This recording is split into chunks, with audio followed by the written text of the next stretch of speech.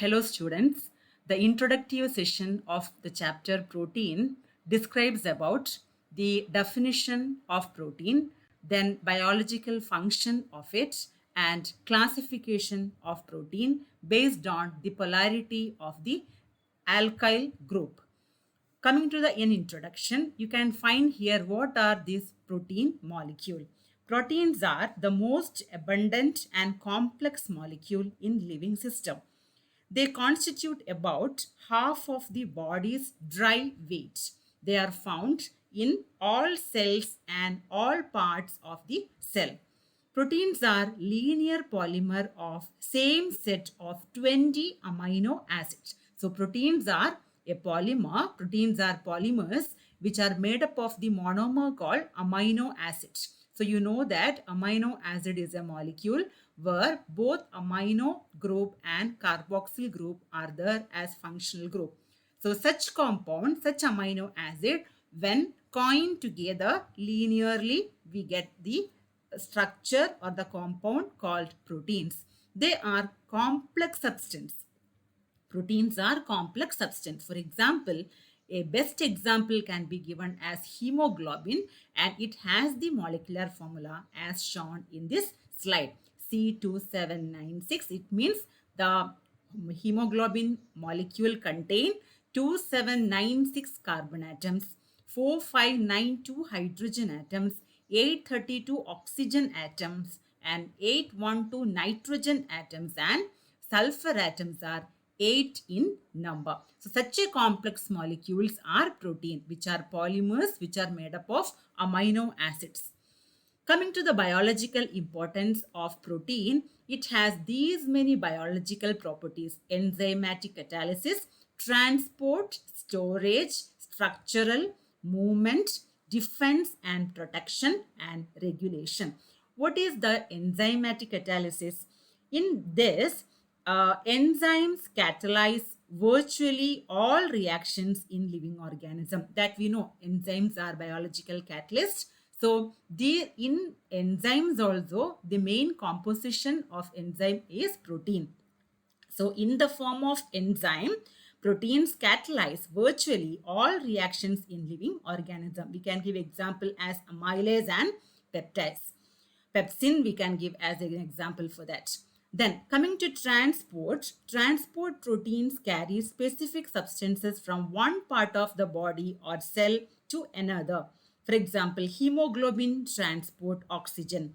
Then transferrin transports iron. Then lipoprotein transport lipids, etc.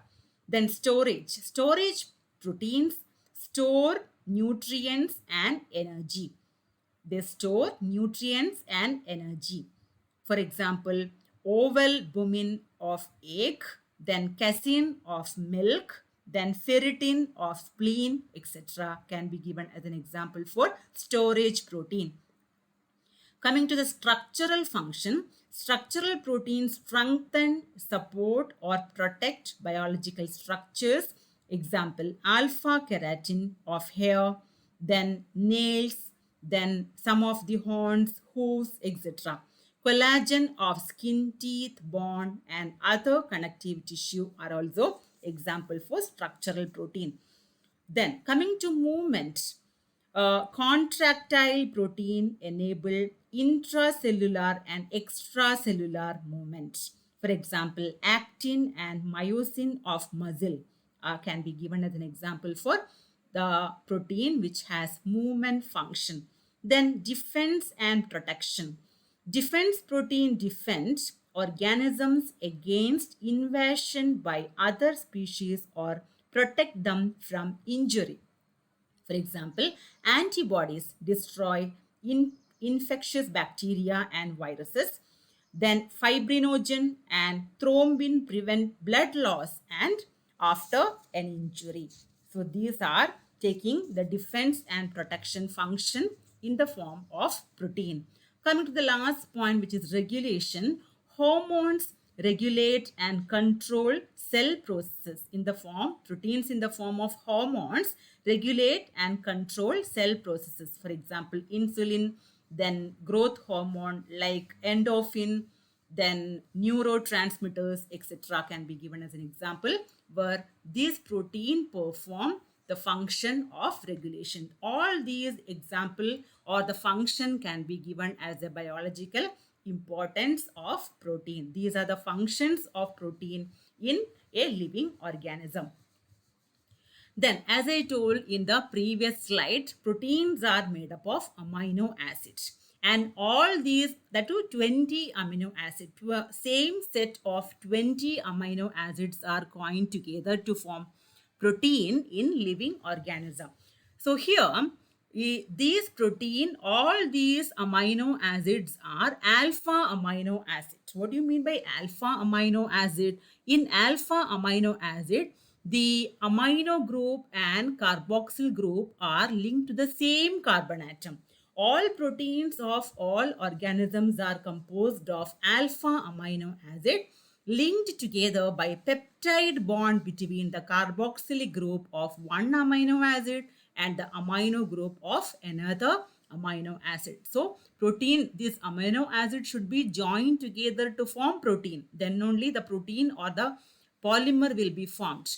So to connect two amino acids together, one amino group of one amino acid will combine with the carboxyl group of the another amino acid. They both will combine and there will be elimination of water molecule, which you will be seeing in the coming slides, where we discuss about the formation of a peptide bond, then peptides, proteins, polypeptides and all we'll be seeing in the coming slides. Just as an introduction about before that, these proteins are made up of peptide bond. When two amino acids are combined together, NH2 and carboxyl groups are combined together, there will be elimination of water molecule and a formation of CONH bond, that is termed as peptide bond. So all proteins of all organisms are composed of alpha amino acids joined together by peptide bonds.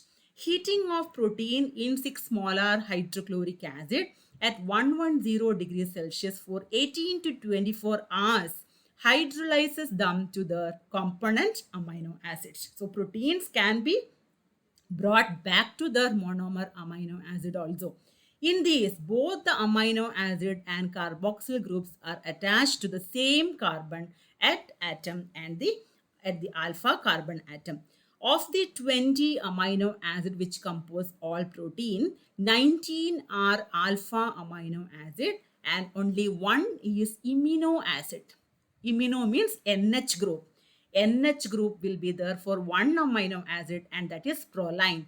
So apart from this proline, the remaining 19 are amino acid and proline is an amino acid. This is the structure of an alpha amino acid. Here you can see carbon, then NH2, it is protonated NH2, that is by NH3 plus, then carboxyl group, then alkyl group. So this is the alpha carbon to which both NH2 and carboxyl groups are attached. And here we have the alkyl group. So this is the perfect structure of an alpha amino acid. Here you can see this carbon is what? A chiral carbon. It is a chiral carbon because all the four valencies of this carbon is differently substituted. So all amino acid, all these 20 amino acids will be optically active except one amino acid, which is glycine, where both R and H, both are hydrogen atoms. So it is losing its chiral property. This carbon is not chiral and so glycine is not optically active. Apart from glycine, all the remaining amino acids are optically active because the central carbon will be chiral carbon. So this is the first or the simplest example for amino acid, alpha amino acid, which is termed as glycine. NH2CH2COOH, the structure of glycine. Then when one of the H, that is when H is replaced by R, that is CH3, methyl group, then we get the structure of the second amino acid, which is termed as alanine. CH3, NH2, CH, CH3, COOH. That is what the structure of alanine, which is an optically active amino acid. These are the remaining 18 amino acid. Just I'll read out the name. This is glycine again, which we have seen in the previous slide. Then alanine, then valine, then leucine, then isoleucine, then proline. This is the amino acid. Here you can see the functional group as NH, not NH2. If NH2 is there, that will be amino acid. If it is NH, it will be amino acid. So NH, then methionine, then cysteine, then serine, then threonine, then aspartic acid, then glutamic acid, then asparagine, then glutamine, then lysine, then arginine, histidine, then phenylalanine, tyrosine, then tryptophan. These are the 20 amino acids which form protein in living organism. Coming to the classification of amino acids can be classified based on the polarity of the alkyl group connected to this alpha carbon. The polarity of alkyl group is the basis of the classification. So based on this polarity, amino acids can be classified into 4 sets. The first set is non-polar or hydrophobic R group. If the R group is non-polar, then how many amino acid belong to this category we'll see. So R will be non-polar. It will be hydrophobic. In that case, glycine, alanine, valine, leucine, methionine, isoleucine.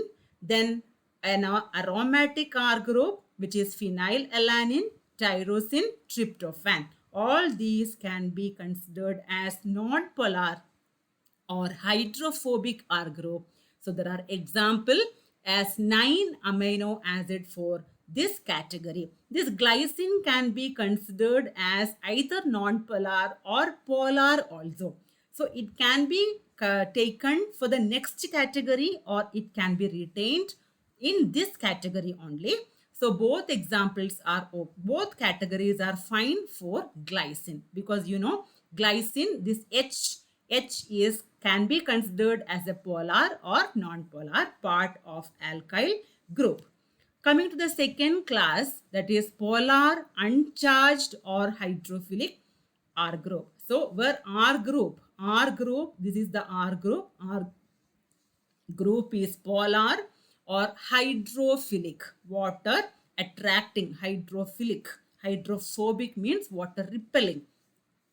In this category, 6 amino acids are there: serine, threonine, cysteine, then proline, asparagine, then glutamine. These 6 examples can be given as polar, uncharged or hydrophilic R group. All these alkyl group are example for polar R group, polar alkyl group. Then the third class is if the R is having negatively charged R group. It is again polar only, negatively charged R group, but polar with negative charge. In that case, we have 2 amino acid where aspartic acid is there. Here you can see CH2COO minus. CH2COO minus. A negative charge is there for this alkyl group. It is again polar. So previous one is polar neutral. This is polar with negative charge. So aspartic acid and glutamic acid can be given as an example for this class. Now coming to the last class, this polar with positively charged R group. It has a positively charged R group. You can see here CH2, CH2, CH2, CH2, NH3 plus. So if it is positive charge, it should be combined with the amino group. If it is a negative charge, it should be on the carboxyl group. So examples are lysine, arginine, histidine. 3 amino acid belong to this category. So in this way, the entire 20 amino acids can be classified based on the polarity of the alkyl group. So in this slide, we have seen the introduction, that is our definition for protein and its composition, then biological importance and the classification of protein based on this polarity.